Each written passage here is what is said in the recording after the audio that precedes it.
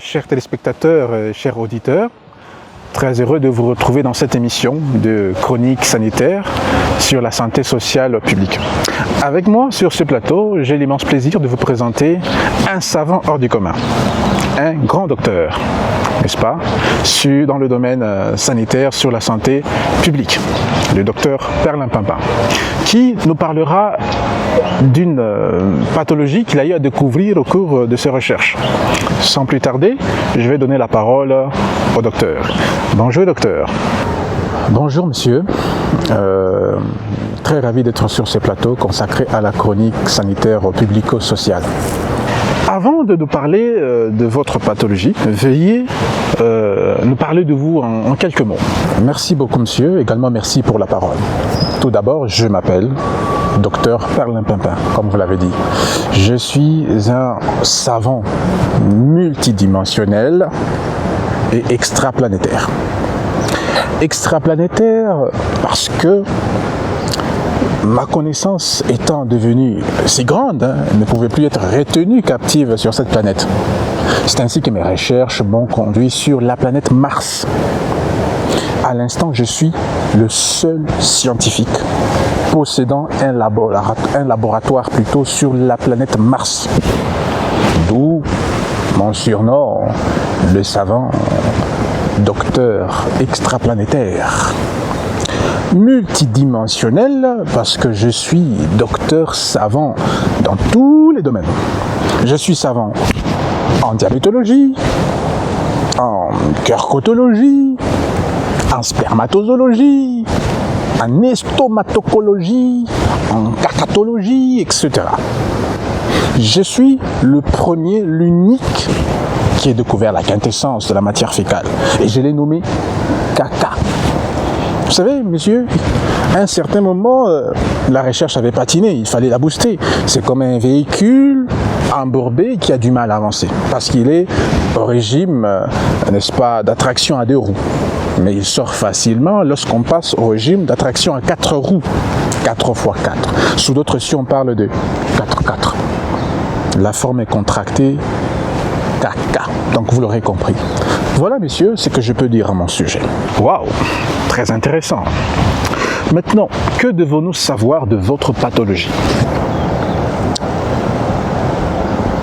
Chers téléspectateurs et auditeurs, vous qui aspirez aux dons politiques, perpendiculairement à des grandes fonctions étatiques, je vous préviens d'avance d'une pathologie cérébrale très grave. Cette pathologie est une maladie cyclique qui apparaît tous les 5 ans. Malheureusement, elle touche une certaine couche de la population congénitale, les politiciens. Les politiciens politico-administratifs sont victimes d'une pathologie très virale appelée épidémie quinquennale. Je le prends, épidémie quinquennale. Cette maladie est apparue pour la première fois en 2006. 5 ans après, elle est réapparue en 2011. En 2016, elle s'est annoncée, mais curieusement, elle a frappé en 2018, au moment où on s'y attendait le moins, quand on a baissé la garde. Et il faut savoir, en 2018, cette épidémie a fait des victimes. Donc les victimes ont souffert d'un traumatisme crânien. Imaginez-vous, monsieur. Soudainement, 5 ans après 2018, en 2023, elle a encore frappé. Celle de 2023, messieurs, a été une catastrophe. Une véritable catastrophe, monsieur, qui a fait beaucoup de victimes collatérales qu'on ne cesse de dénombrer jusqu'à ce jour, messieurs, même vous. Alors, ce qu'il faudrait savoir, les symptômes de convalescence les plus atteints. Nous avons premièrement l'amour exagéré des armes de guerre. Oh, attendez d'abord, attendez. Docteur, qu'est-ce que les armes de guerre ont à voir avec la maladie? Non, monsieur, le problème, ce ne sont pas les armes de guerre. C'est plutôt le malade qui est attiré par celle-ci. C'est la maladie qui pousse le malade à tomber amoureux des armes de guerre. C'est un symptôme, messieurs. Ensuite, vient, n'est-ce pas, un désir ardent de se créer un monde imaginatif aux sensations hollywoodiennes avec l'argent de l'État. Il y a également le symptôme de confondre la caisse de l'État à sa poche. Enfin, il y a l'influence d'une enzyme prostituée provoquant la famine chez des paisibles citoyens, créant aussi des flambées des prix de produits de base au fémur du tibia. Nota bene, les politiciens politico-administratifs souffrent beaucoup d'une psychose, d'une désignation crédible et transparente.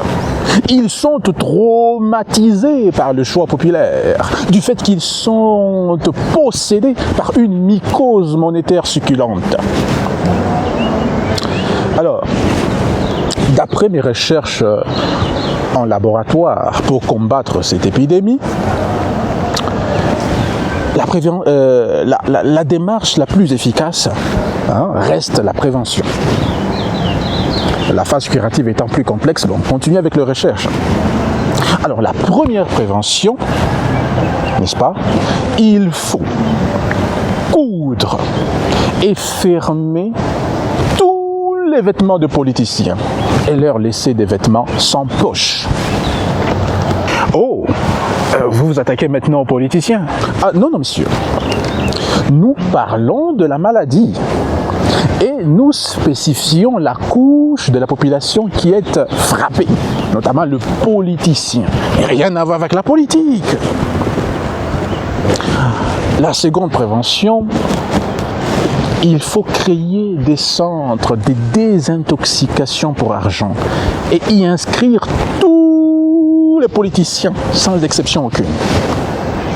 Voilà, monsieur, en ce qui concerne cette pathologie. Vous voulez dire que tous les politiciens sont malades? Ah non, non, je n'ai pas dit ça. Je n'ai pas dit ça. Il s'agit de la prévention. Monsieur, vous savez, lorsqu'il y a une épidémie qui attaque les enfants, c'est tous les enfants qui sont vaccinés.